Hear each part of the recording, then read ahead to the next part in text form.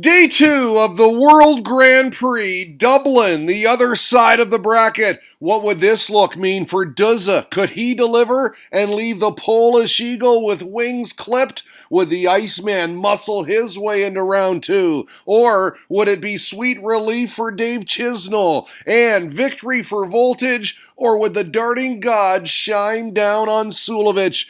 Darts and deities today on High Roller Radio. Yes, the game's best are rocking the Emerald Isle. Shamrocks and Suds double in and double out. We had some outstanding moments on night 1, didn't we? The PDC calls this the best of the bunch. Tied at 1, third and final set. MVG securing a crucial break on Jamie Hughes. The 1-3-5 bullseye good. He'd hold the next leg for an absolute thriller. Sensational ending. This reaction evidence of that. Really appreciated this comment from Andy Proctor on YouTube in response to our Sunday recap. The critics jump on his ass. He said, he's not this or that. He's not the Van Gerwen we know. But he paces himself. He's smart like Taylor. We all know what he can do. Makes me crazy, he said, listening to these people sometimes. Drama. Then he added, thanks, High Roller Radio, as always. The bomb. Thank you, sir. Appreciate it. Great observations. Andy Proctor, a loyal subscriber. We also got to see this. The King saying thank you very much on a beautiful 133.88 as Mervyn King found the break he needed on Dimitri Vandenberg. He won it 2-1. By the way, love this from Wikipedia. What they would have averaged in normal 501, King topping the charts at 99.03. James Wade was next, followed by MVG as we scroll all the way down to Steve Beaton, who averaged just 80.77 in his loss to JDZ. There's the lineup tonight, 8 tilts as we close out the opening round. We start with Stephen Bunting and Johnny Clayton as we take in the large playing area big stage. The first set all Bunting, the bullet firing, and the ferret, well, he was firing blanks. Very nice 72 checkout for 2-0. He'd pin another double 20 to take the set at love and against throw for a little sip of water as the commercials came. The Welshman's troubles continued in set number 2. Wasted chances to break and Bunting pounced. The 96 finish, you see that wayward treble 5, which means he nailed treble 19 next, and then this double 12. Kept pulling the trigger too. The maximum here at 1-all, but we'd get to 2-2. Clayton needing to find something against throw. He found this. The 180 raised his arm. But no, look at this reaction. Dejection after missing darts at double. Bunting would not miss, and that was it. 2-0 your final. It wasn't spectacular, but job done for the bullet. There's our next pairing, Vincent van der Voort, Nathan Aspinall. This was a one-sided affair as well. The Asp dominating, took out 76 here for 2-0, followed that by kicking off the third leg like this, the 146, hard to beat, and he was dancing at the interval. He took that first set 3-0. The hits just kept coming too, as Aspinall put his foot down. The double percentages both in and out, ahead on both fronts. Wasn't a whitewash. Van der Voort got one leg, but that was it. Straight sets. Aspinall wins it, had 3 180s, and was 6 of 8 on doubles. He averaged 92. So, 2 matches in, 2 blowouts. It had Darts Fan 94 asking this, can we get a proper game, please? How about this one? Adrian Lewis, Jermaine Watamena, look at the machine gun. He's saying, I got this.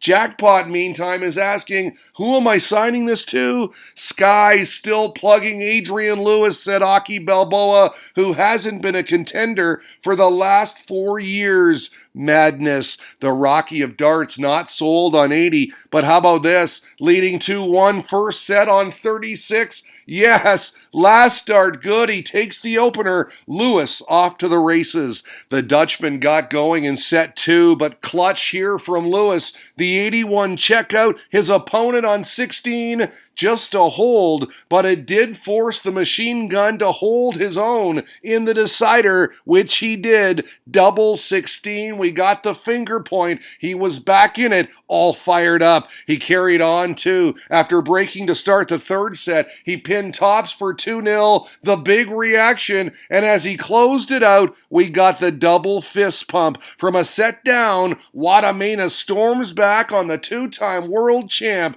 The machine gun advances. Strong comeback there, tweeted Richard Asson. Lewis didn't have an answer. No, he didn't.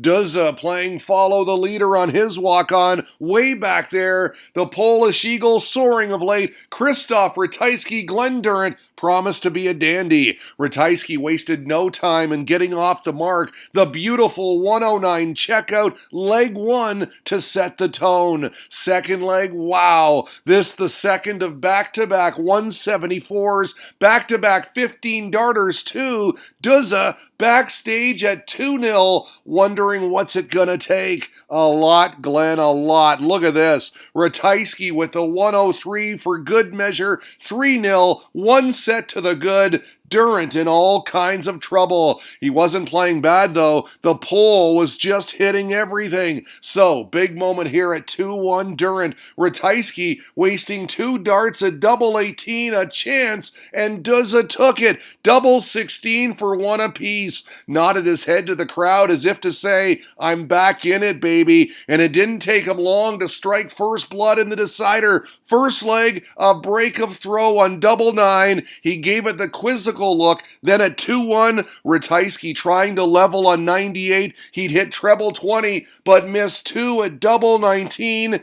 Durant on the same finish, 98, would not miss double 19. What a turnaround, what a player, what a match. From a set down, he somehow finds a way. Dug in, said Richard Asson, who was obviously pleased with the result. Yes, Zzzz, get in there, great stuff. Richard, rapid fire on those tweets. Our fifth fixture pitted Danny Noppert against the 2017 champ, Daryl Gurney. We know who these youngsters were cheering for. They didn't like this, though. Noppy clutch on the 77 to prolong the first set. He gave it some. They certainly didn't like this. The Dutchman pointing to his peeps after nicking the first set on double 16. Gurney had 2 darts for it, but missed, and it was tippy-toppy-noppy at the interval. What an absolute steal from Noppert there, tweeted the darts fan zone. And yes, he had the darts in set number 2 and used them wisely. Took out 40 on double 5 for 2-0. Another finger point. He was feeling it now.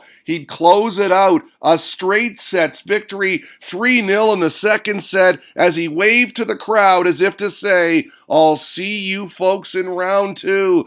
First time he's ever beaten Super Chin, and he does it at the Grand Prix. Performance of the night, if you ask me, said Liam Martin, who obviously enjoyed that match. Who do you got here? Gezzy or Chizzy? Too many Z's for all the excitement. No time to sleep. This was supercharged. Really was, too. Third leg, opening set. Boom! Price nailing the 128. 54-54 double 10 for the obvious explosion. We got these reactions, and then this one, he was screaming at the board when he took that first set. Both players on top of their game, scintillating stuff. Chisnell had more success in set 2. This double 16 made it 2-0. He was in the zone, averaging 98. The opening doubles of Chizzy are class, noted West at Vintage Jackpot. Tops next for this look. Chizzy in control. The fan in yellow having more fun than his friend in blue. Can you say momentum change? You feel the Welshman knew it too. Backstage, after Chisnell broke to start the third and final set, the exuberance gone. The average is telling the story. Chizzy way ahead. With all that in mind, this was stunning. Price stopping the rod on this. The pressure-filled 107 checkout after Chisnell missed bullseye, a break of his own to get his supporters on their feet. Incredibly, Chisnell broke right back. A 62 finish for 2-1. He was throwing for the match. But no, big-time darts from Price, the 180 en route to 2 apiece. In the decider, are you kidding me? Price couldn't get away. These, his 7th, 8th, and 9th attempts, written all over his face, absolute disgust. And like that, it was over. Chisnell relieved at first. Then he marched to the back of the stage to say, go on. 2-1. He takes down a thriller. Chisnell's made my week, said the Darts Bulletin. He's no doubt made many people happy, himself included. Chizzy did the busy. Bye-bye, Gerwin. That from at M. Austin 71. A great battle indeed. All right, the wide view for Menster Sulovich v. Rob Cross. We zoom in on Voltage now, who got the best of it in the opening set. This double 16 sealed it 3-1. He wins that set against the darts. Menser wasn't playing bad, though. He took out 20 here for 2-0 in the second, and then he looked to the darting gods to give thanks when he made it 3 on the spin for 1 set apiece. All Cross could do was smile and sip his water. I think this guy was sipping something else, in his element, having fun. Why not? At the darts, tied at 1, third set. Look at this. Menser couldn't get away, and Voltage pounced with the 1-5-6. That was the difference, because he'd break and then hold for handshakes. Our finale pitted Peter Wright against Max Hopp, Scotland, Germany. The first set was close. Snakebite with a look to the heavens himself, leading 2-1 in the opener. Hopp would level, but Wright would take the decider. Tops good for a 1-0 advantage at the commercial break. Second set, more of the same. Fourth leg, Hopp failing to get away, and Snakebite certainly did. Perfect on the 1-5-6. That was the turning point. 2-0 he wins. Snakebite slithers into round 2. So there you have it. Night 2 done. Here's what's coming up tomorrow. 4 games, MVG and Gary Anderson both in action. It's heating up now. The World Grand Prix today on High Roller Radio.